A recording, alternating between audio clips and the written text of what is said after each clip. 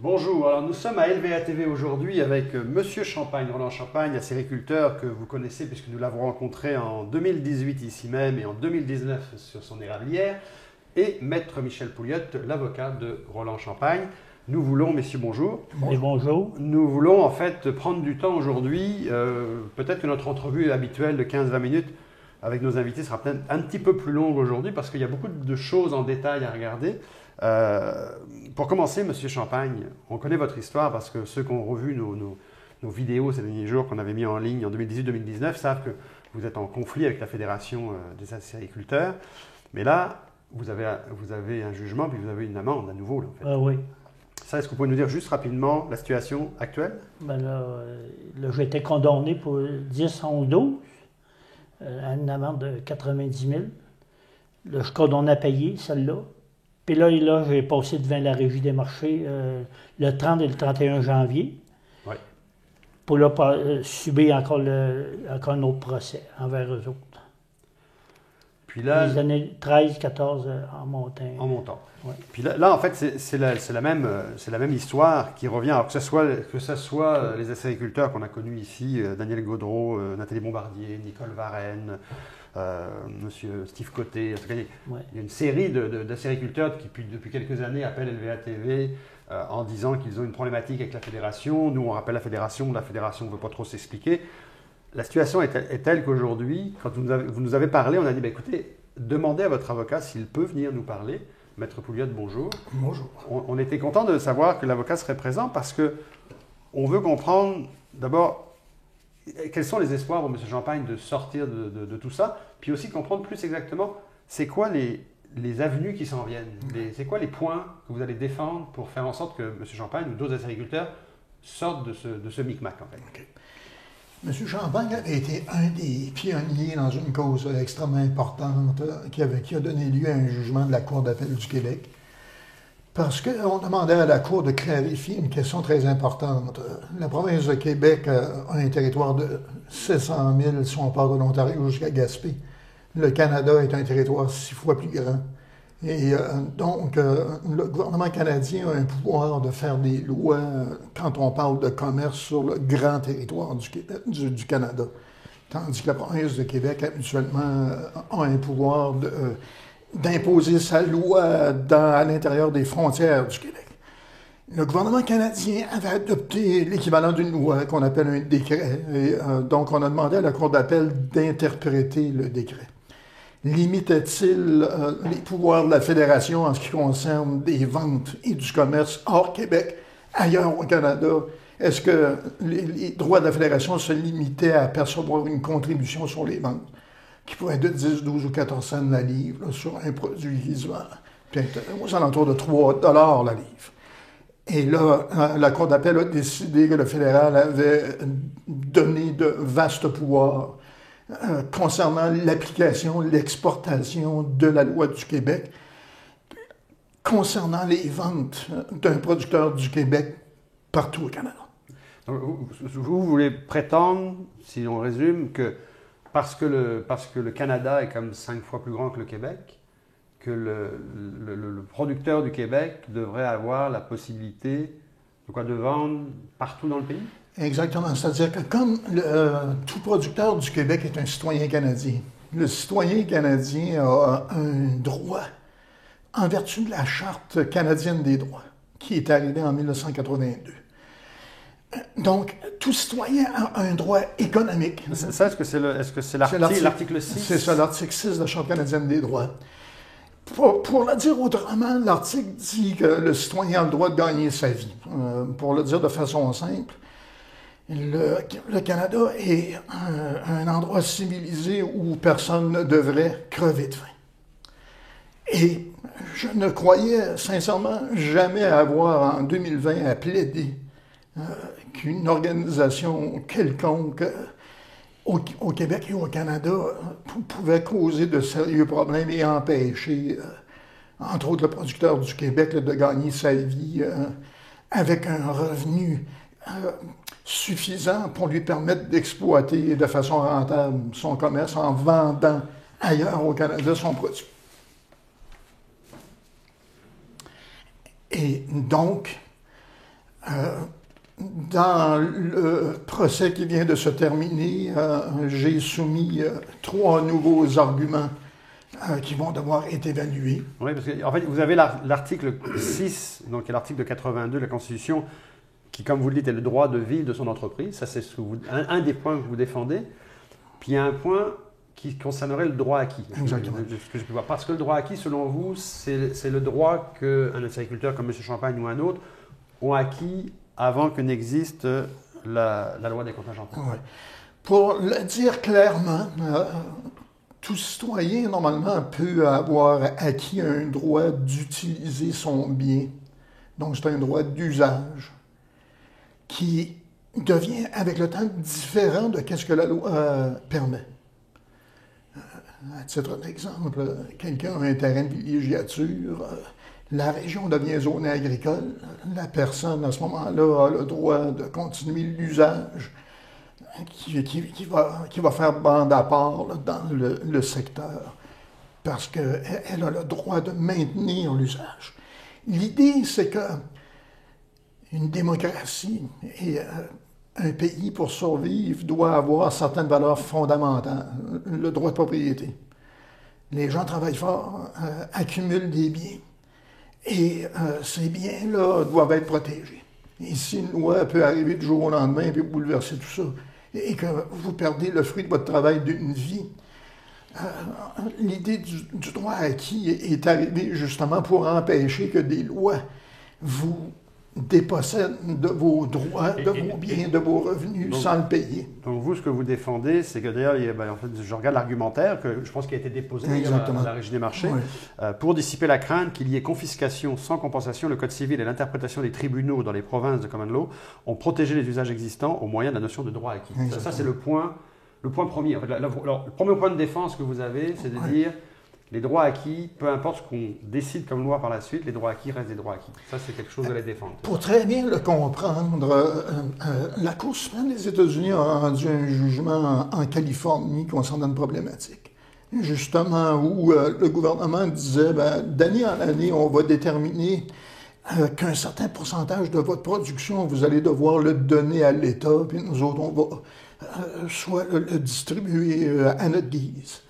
Et aux États-Unis, ils ont le 5e amendement, en tout cas, bref, une protection du même genre que le droit de propriété qui est protégé au Canada. Et donc, aux États-Unis, le gouvernement s'est fait dire, vous ne pouvez pas faire ça. Si une année, vous demandez à quelqu'un d'envoyer 40% de son bien, vous allez devoir le payer, autrement c'est illégal. Donc, c'est l'idée de base. L'autre point, c'est qu'un producteur est commerçant, il a une clientèle. Les producteurs connaissent des acheteurs partout au Canada.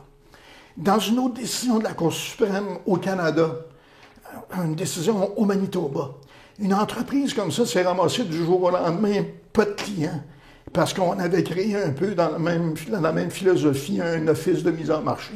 C'est ce qu'on a fait au Québec avec la Fédération.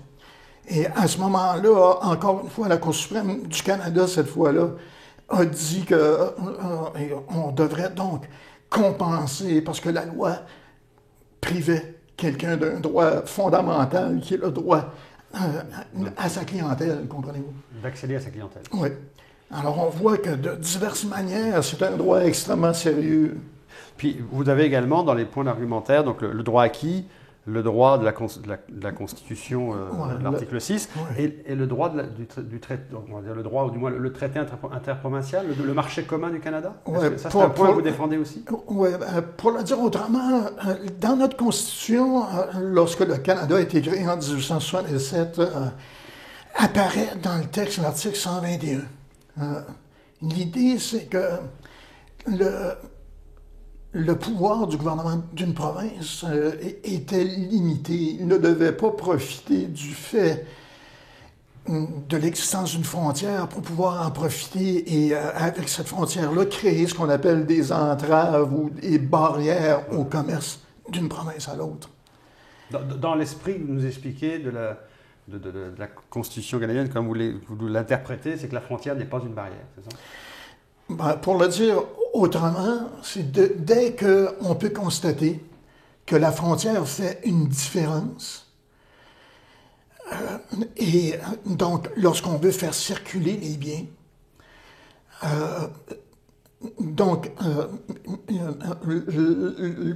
l'organisation comme telle peut devenir interdite par la Constitution. Pour le dire autrement, ce qui est simple à comprendre, c'est que l'ensemble des lois au Québec fait une différence entre la production qui est à l'intérieur de la frontière du Québec et la production qui est à l'extérieur de la province. Quand un producteur doit respecter la loi, c'est qu'un article de la loi sur la mise en marché dit que dès qu'arrive un plan de mise en marché, tous les producteurs qui produisent au Québec doivent respecter la loi. Le plan dit que ce qu'il vise, c'est le territoire du Québec et ce qui est produit au Québec.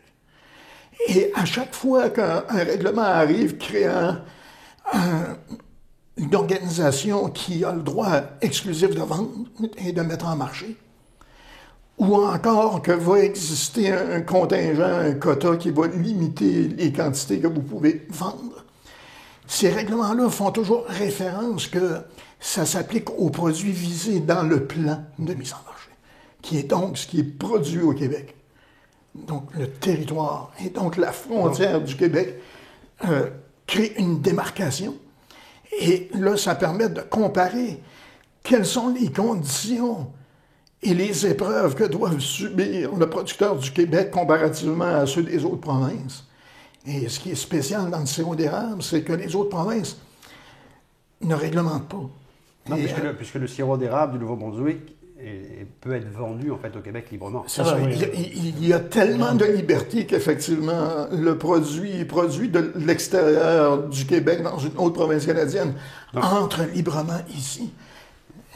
Donc si on résume en fait, si j'essaie de comprendre la situation pour que tout le monde comprenne bien, c'était important que vous nous alliez dans les détails pour que chacun essaie d'avoir la meilleure information possible. Mais ce que je retiens en fait, c'est que vous défendez devant la régie, vous avez défendu devant la régie parce que vous avez déposé en fait le 30 et 31 janvier dernier, ce qu'on m'avait dit, la reconnaissance du droit acquis pour M. Champagne, en tout cas pour son érablière, puisqu'on parle de 90 à 2002 avant le contingentement. Vous défendez en fait la charte canadienne, l'article 6, qui lui permet à chacun le droit de vivre de son entreprise.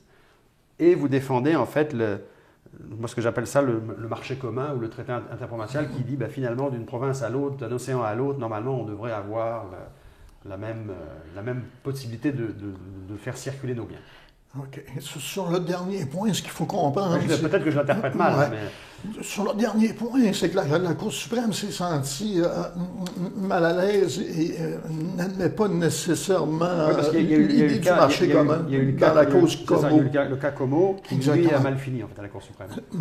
La différence, c'est que Como était un acheteur de bière ou d'alcool. Consommateur. Donc, exact.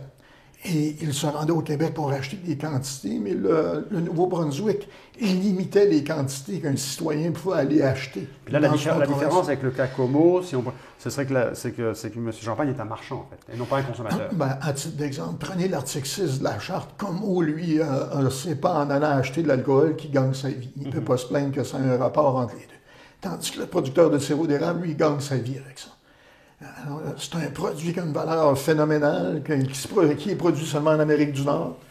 Là, M. Champagne, c'est très important que vous nous y amenez votre avocat, parce que finalement, là, on comprend dans les détails de votre défense même. Comment on vit ça, là, en fait, d'année en année? Je sais qu'on a déjà parlé l'an passé. Très difficile. Là, parce que là, les amendes s'empilent, mais la pression s'empile aussi. Oui, oui. Puis vous êtes prêt à continuer, là? J'ai plus de choix. Je gagne ou je perds. J'ai plus là deux portes de sortie. Tu gagnes en une, tu perds l'autre. Vice-versa. Là, on comprend votre moyen de défense juridique. Est-ce que vous avez ou vous cherchez encore des appuis auprès d'acériculteurs? Ça se regroupe, ça se parle encore un peu? Les acériculteurs, ils ont toutes peur de parler. Comme je vais l'expliquer, là, ils viennent de prendre un acériculteur que le cadastre de son herbière a été fait, puis il avait omis d'émettre 1000 à 1200 arames. Puis là, la fédération a débarqué là. Ils ont vu qu'il avait rentoyé ses nouvelles arames. Il y a environ 1000 à 1200. il y a eu une amende de 59 000 $. Puis là, ils prennent ça sur le montant que la Fédération doit à la sériculteur. Là, parce que il y a de la surveillance. Vous m'avez donné tout un document de certificat d'inspection. Là, vous me disiez notamment que vous avez reçu une note que M. Stéphane Geoffroy, en fait, est certifié pour vérifier la conformité. Remarquez ce qu'est la loi. Pour l'instant, il y a une loi de la Fédération qui nomme des gens qui vont... Donc là, vous me dites, vous avez été informé qu'il y avait des nouvelles personnes qui ont été nommées et qui vont venir inspecter les érablières. Oui, en aucun temps. Ils n'ont pas besoin de nous appeler, de nous confirmer. Les autres, ils débarquent chez nous. Sans préavis. Je prie avec eux autres. Puis ils vont abuser de moi, ça j'en suis sûr. Je vais les voir. Ils ont eu jusqu'à 3 fois par année chez nous. Juste pour matiser. Alors, là, vous dites du côté des acériculteurs, c'est un peu en retrait parce que ils sont en retrait, ils ont peur de se montrer. Tout le monde a peur un peu. Est-ce que du côté politique, est-ce que vous avez des contacts au provincial? Pas du tout. Au fédéral? Pas du tout. Donc pas de contact ni avec les ministres, ni avec les entourages? Non. Ça, est-ce que vous avez tenté ou parce qu'on ne veut pas vous répondre? Ils ne veulent pas nous répondre. C'est ce qu'on se fait dire. On s'est essayé, là, pour avoir vraiment des bons contacts, pour pouvoir aller s'asseoir à côté d'eux autres. Puis je le demande encore au ministre de l'Agriculture, M. Lamontagne, on pourrait-tu le rencontrer? Vous, votre demande vis-à-vis du cabinet ou du ministre de l'Agriculture, c'est d'expliquer votre histoire. En fait, c'est d'expliquer ce que vous nous expliquez ici. Oui. Bon, première chose, on espère qu'il va suivre. On sait qu'il suit régulièrement la LVTV, il va peut-être vous entendre là. Mais ce que vous demandez, c'est une rencontre pour expliquer votre situation. Oui. Le gouvernement aurait des possibilités. Je vais vous donner un exemple. Les contingents, au départ, s'appliquaient à ceux qui vendent en baril. À un moment donné, un règlement est apparu, approuvé par la Régie des marchés agricoles, et on a ajouté que le producteur devait maintenant détenir un contingent, même lorsqu'il vend en petites cannes par intermédiaire dans des supermarchés. Et ça, c'est une décision de la Régie. La loi sur la mise en marché, qui est la loi du Québec, prévoit à l'article 20 que le gouvernement pourrait annuler une décision de la Régie. Parce que souvent, ce qu'on entend de la part du gouvernement, c'est que justement, il ne faut pas d'ingérence, il ne faut pas que le ministre fasse d'ingérence dans la Régie, parce que la Régie est un tribunal en soi. Mais la réalité, c'est qu'un des rares endroits où le ministre s'est gardé un pouvoir, il a 2 pouvoirs. C'est soit que le Parlement lui-même apporte des modifications à la loi, ou que dans la loi, le ministre se voit reconnaître certains pouvoirs. Donc, l'article 20 énonce tout simplement dans la loi qu'une décision de la Régie peut être annulée par le gouvernement. Et on ne dit pas quel genre de décision comme telle. Donc, quand la Régie émet un règlement, c'est une décision de la Régie. Et quand on parlait tout à l'heure du cas de M. Godreau, c'est ça, c'est que certains producteurs font du commerce d'une manière différente parce qu'ils sont concentrés sur de la vente en petites cannes ou des bons produits transformés, là, de miel, de beurre d'érable, etc., etc. Et même ces gens-là sont devenus avec un problème le jour où on a ajouté dans le plan conjoint que ceux qui vendent en petites cannes, qui se forcent pour faire un bon produit et qui aimeraient vendre ça partout chez IGA, Métro, etc., que ces gens-là, maintenant, ont une quantité limitée à mettre en marché. Puis sur le fond, M. Champagne, pour bien comprendre, parce que je sais qu'on en avait déjà parlé l'an passé, mais parce que si on parle, la Fédération ne répond à peu près jamais quand on leur demande de s'expliquer, mais ils nous répondent souvent c'est la loi. En fait, la loi est comme ça, puis ça a été voté, ça a été décidé. Alors je sais que vous m'avez dit, vous, par les délégués, ça a été voté que le contingentement devait exister. Est-ce qu'il y a, selon vous, moyen, par le biais de la Fédération, par la loi des contingentements, de bien vivre de sa production et d'être payé de sa production, ou est-ce qu'on est toujours mal payé ou payé en années de retard? C'est quoi le fond finalement qui dit finalement non, je ne veux pas rentrer je veux pas rentrer dedans? Ben, moi-même, j'ai déposé du sirop en 2007, 2008, 2009 à la Fédération. Puis j'ai été payé en avril 2016. 8 ans en arrière. Donc ça fait partie de l'aspect je rentre pas dans le moule, là. Oui. Ça fait, une des raisons de je rentre pas dans le moule, c'est le fait que vous n'êtes pas payé d'année en année, vous êtes payé comme 6 ans, 7 ans, 8 ans plus tard. Là, oui, 7, 8 ans, 6 ans en arrière, là, oui. Mais j'ai fait déjà une bonne démarche. J'ai été prendre un arrangement avec eux autres en 2005. Je ne sais pas si vous l'avez pris. Puis M. Bernard Perrault, j'étais assis à son bureau. On a pris l'arrangement, il a tout monté, le montant des factures, mais il fallait qu'il remplisse ça au propre. Puis, qui c'est qu'il a fait? Moi, quand il était fini l'après-midi, j'ai déposé un chèque sur la table, j'ai parti. Puis là, il m'a dit, je t'envoie les papiers. Je t'envoie les papiers chez vous, tu me signes ça, tu retournes ça. Pas de nouvelles. Les seules nouvelles que j'ai eues, c'est j'étais rendu devant le des marchés. 2006. Là, j'ai eu 2006, avril 2006.